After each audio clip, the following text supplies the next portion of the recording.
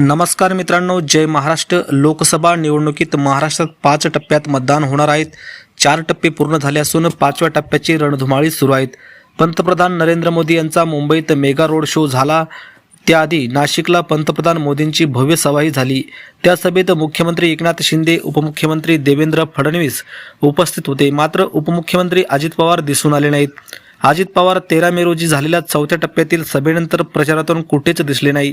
त्यामुळे आता पुन्हा एकदा अजित पवार अज्ञातस्थळी गेल्याच्या चर्चा रंगल्या आहेत. 4थ्या टप्प्यात 13 मे रोजी मतदान झालं. यामध्ये महाराष्ट्रातील 11 मतदारसंघ होते. यातच बारामतीतील लोकसभा मतदारसंघाचा समावेश होता. बारामतीतून अजित पवार यांच्या पत्नी सुनेत्रा पवार मैदानात आहेत. सुनेत्रा पवार आणि सुप्रिया सुळे यांच्यात लढत होत आहेत.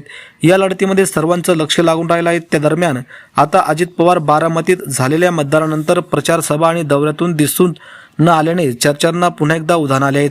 अजित पवार 13 मेच्या 4थ्या टप्प्यातील लोकसभेनंतर प्रचारात दिसले नाहीत. पंतप्रधान नरेंद्र मोदी यांनी वाराणसीत अर्ज दाखल केला तेव्हा मुख्यमंत्री एकनाथ शिंदे हजर होते. मात्र अजित पवार यांच्याऐवजी प्रफुल्ल पटेल वाराणसीत होते. तर 15 मे रोजी महाराष्ट्रात पंतप्रधान मोदी असताना अजित पवार यांची पुन्हा अनुपस्थिती हा चर्चेचा विषय ठरली आहे.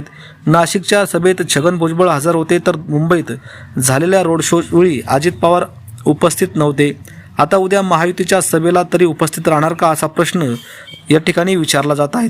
दरम्यान अजित पवार हे आजारी असल्याने सध्या विश्रांती घेत असल्याची माहिती सूत्रांनी दिली. याआधीही अजित पवार यांची तब्येत बिघडल्याने अचानक कार्यक्रम रद्द केले होते. अजित पवार यांची प्रसारमाध्यमामध्ये अनुपस्थिती आणि त्यांच्या प्रकृतीबद्दल शरद पवार यांना विचारले असता त्यांनी खोचक प्रतिक्रिया दिली.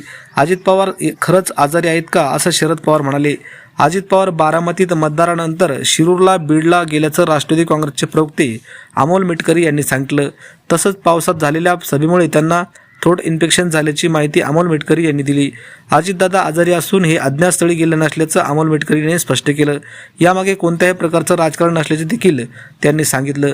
तर मित्रांनो, तुम्हाला काय वाटतं या संदर्भात? अजित पवार खरंच आजारी आहेत की अजित पवार नाराजीमध्ये आहेत?